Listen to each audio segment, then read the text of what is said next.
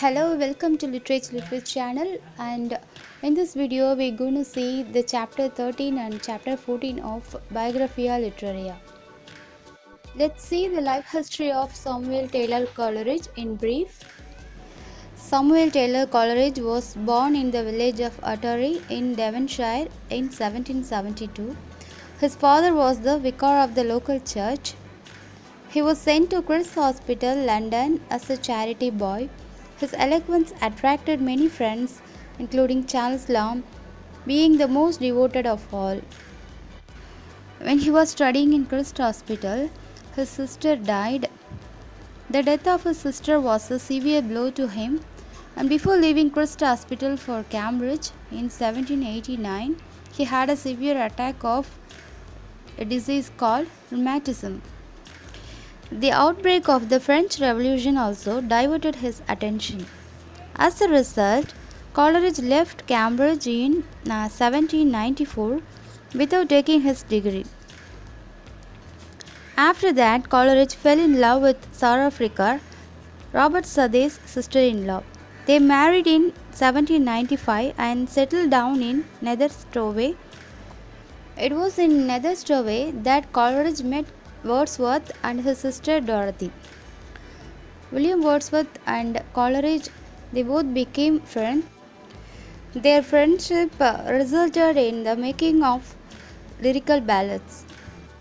In 1798, he undertook a tour of Germany where he devoted himself to the study of German language and metaphysics, where he was greatly influenced by Immanuel Kant.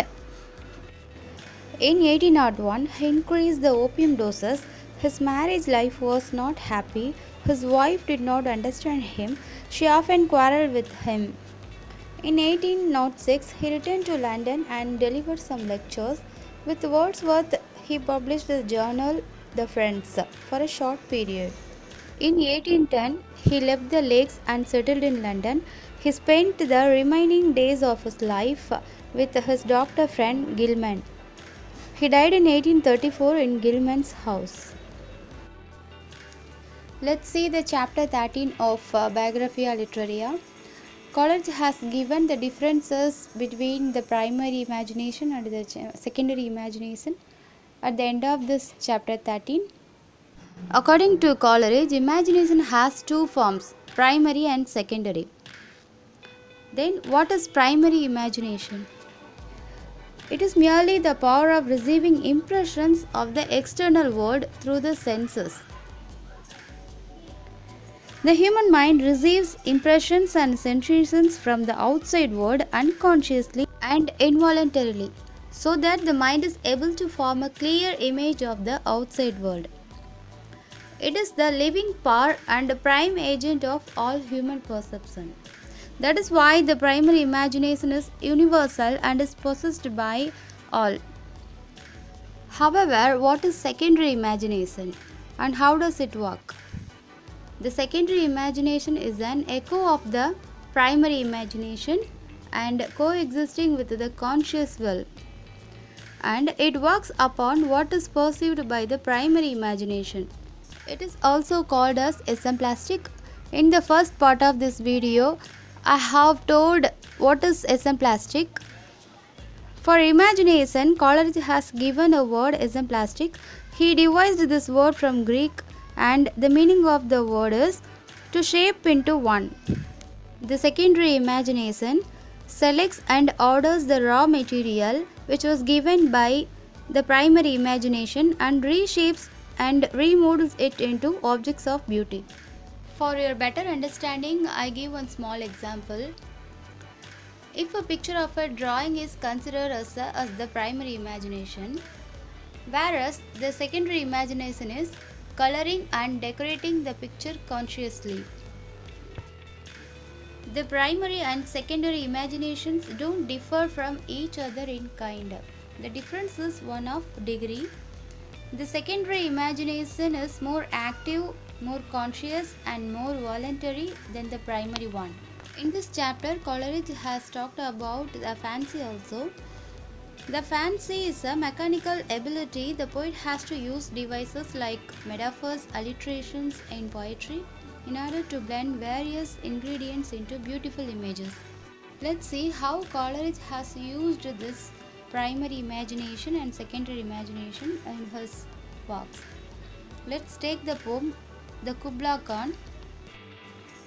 So twice 5 miles of fertile ground, with walls and towers were girdled round, and there were gardens bright with sinuous rills, where blossomed many an incense-bearing tree. The ordinary imagination is presented in the first stanza of this poem. This is a beautiful but very complex. Coleridge speaker describes it using lovely images. It is a fertile land with bright gardens, walls, a tower, forests, hills, and many an incense-bearing tree. When we read this poem, we can imagine wandering quite happily in this sweetly scented and fruitful landscape. Let's read the next lines of this poem. Here, Coleridge has used the secondary imagination. And here were forests ancient as the hills, enfolding sunny spots of greenery, but oh, that deep romantic chasm which slanted down the green hill athwart a sudden cover, a savage place, as holy and enchanted as ever beneath the waning moon was haunted by woman wailing for her demon lover. In these lines, the poet has used the secondary imagination. The imagination of the poetic genius, the secondary imagination, is a wilder place. It is characterized by a loud sound of a fountain that crashes down and sends up spray and huge fragments as it shatters against the rock below. Unlike the more pleasant landscape, calm landscape of the first stanza, this is a savage place. It is holy, enchanted, and a haunted place. Hope you understood what is the primary imagination and what is the secondary imagination, and the difference between the primary imagination and the secondary imagination. Let's go to the chapter 17. Coleridge starts his examination of Wordsworth's theories of poetic diction in chapter 17 of the Biographia Literaria. First of all, we will see the characteristics of Wordsworth poems. Subject of the Wordsworth poems are childhood manners, rustic, humble and common life, beautiful forms of nature. He really used the language of common man. He used language and subjects of the common man to convey his ideas. He was against to Augustan age, decorum and overflow style. Duty of his poetry is to spread humanitarian values and attitudes. Mostly it is moralistic. Let's see how Coleridge differs from that of Wordsworth. According to Wordsworth, the language of real conversation of men is the fittest language of poetry. Coleridge objects to this, saying that Wordsworth's theory is applicable only to certain classes of poetry. Secondly, Wordsworth says that he has chosen rustic and low characters. Coleridge objects this by saying that the feelings and sentiments expressed by these characters are also quite different from others. Also, the experience of the rustic is limited. Therefore, the language of the rustics lacks expressive, and so it is unfit for poetry.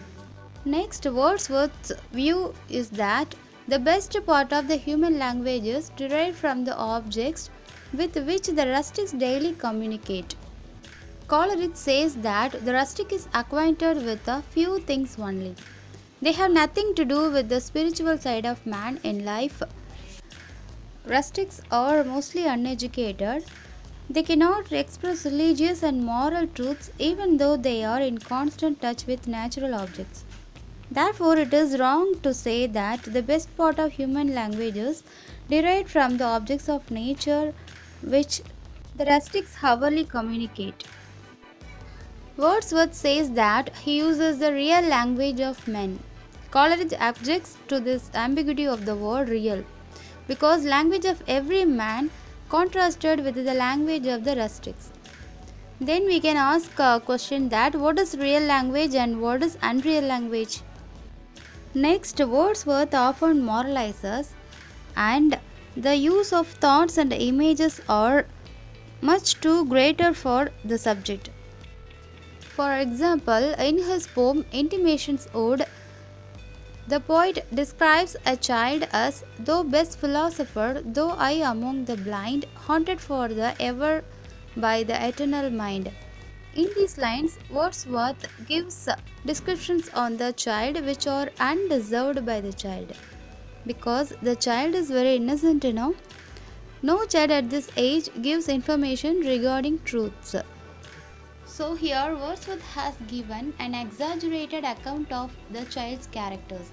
Next we will see how William Wordsworth and Coleridge they differ from each other in the characteristics of the poems. William Wordsworth sought to give the charm of novelty to things of everyday objects of nature by coloring it with the power of imagination. But Coleridge did the same by making supernatural. William Wordsworth presented the common and simple life of peasants and shepherds, realistic description of his experience. But Coleridge introduced dreamlike quality, element of mystery, wonder and supernatural.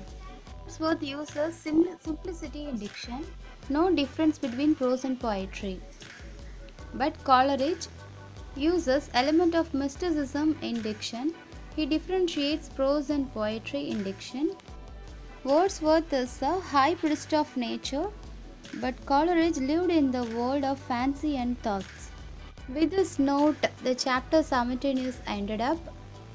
Hope you understood well the Coleridge attack on Wordsworth theories of poetic diction and how they differ from each other. I hope this lesson would be helpful to your exams.